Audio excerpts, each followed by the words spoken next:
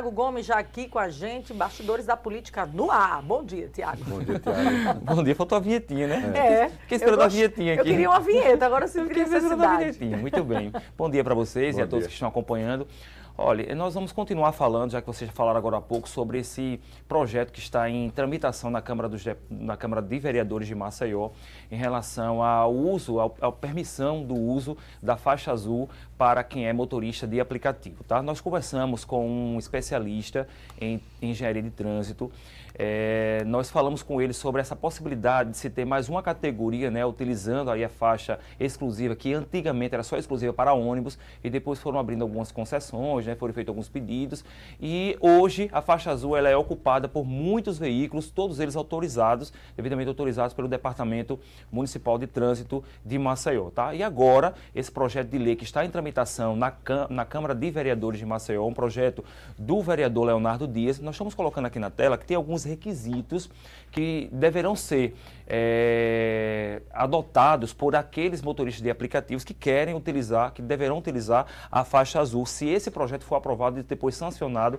pelo prefeito de Maceió, tá? Precisa estar cadastrado junto ao departamento, isso é óbvio, né? Todos os veículos devem estar cadastrados.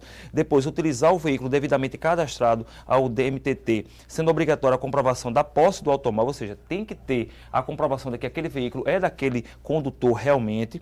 Também fixar de maneira visível um adesivo de identificação autorizado pelo DMTT, ou seja, vai ter que ter visivelmente o agente de trânsito vai ter que visualizar que aquele transporte ali, aquele veículo, ele é um motorista, ele é um veículo por aplicativo. E também utilizar a faixa exclusiva somente durante viagens ativas, ou seja, quando estiver transportando passageiro mediante chamada realizada via aplicativo. Agora, o que eu quero, assim, o que não deu para entender é que como é que vão fiscalizar, né, o aplicativo. Por exemplo, se você estiver com um carro totalmente com os vidros fumês, você vai transitar por ali. Quem é que vai verificar que ali dentro tem algum passageiro? Né? Quem é que vai fazer essa fiscalização? É o DMTT? Tem condições do DMTT fazer essa fiscalização, mas essa a gente não sabe, né? Mas vamos ver o que é que o especialista Fábio Barbosa, ele é engenheiro de trânsito, vamos ver o que foi que ele falou em relação a mais essa possibilidade na faixa azul.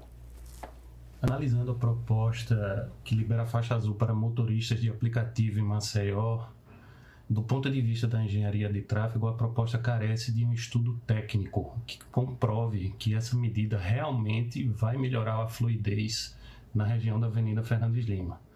Por que eu digo que carece dessa proposta técnica? Porque o estudo técnico ele pode comprovar se realmente vai ter impacto na fluidez dos veículos. Se não tiver um impacto, através do que for comprovado pelo estudo, o que é que vai acontecer? Você está criando uma medida punitivista, ou seja, você vai multar motoristas por uma justificativa inócua, uma coisa que não tem impacto nenhum de melhoria no sistema de transporte. Então, na minha humilde opinião, falta uma base técnica que justifique a implantação dessa medida. No mais, há uma dificuldade muito grande de fiscalização e isso também precisa ser visto como é que deve ser feito.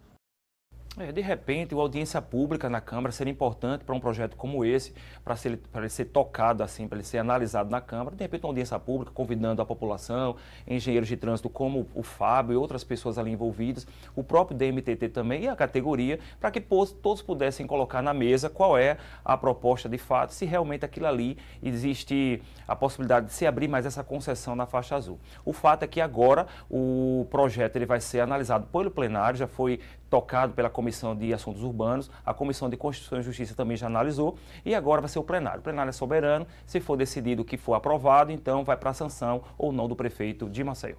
Pois é, um detalhe importante que tem alguns motoristas por aplicativo que trabalham com carros locados, então pelo que eu percebo o projeto exclui essas pessoas porque eles não são proprietários dos carros, já vai criar um certo embate, mas enfim, vamos acompanhar. Pois é, e tem outras informações também aqui sobre Arthur Lira agora, voltando. Ele deixou de ir para Nova York, Tiago? Conta aí. Deixou de ir para Nova York, tá tendo um evento chamado Brazilian Week, né? A Semana do Brasil, lá em Nova York.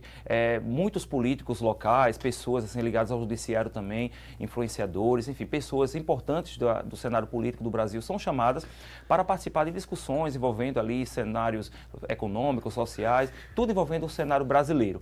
E Arthur Lira também foi um dos convidados, como personalidade importante, deputado que tem influência lá no Congresso Nacional. Mas ele deixou de ir porque tem um cronograma muito grande de atividades envolvendo o imposto de renda, né? Aquele projeto que foi apresentado pelo governo federal, e ele é o relator dessa proposta nessa comissão especial que foi criada lá na Câmara dos Deputados. Aí na tela nós temos aqui um cronograma que foi estabelecido pelo próprio Arthur Lira para que seja seguido até que ele seja aprovado na Câmara dos Deputados.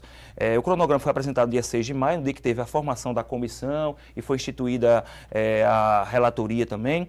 Audiências públicas marcadas até o dia 20 de junho, então até o mês que vem, essas audiências públicas são necessárias demais para discutir o projeto, né, que é importante elas aconteçam.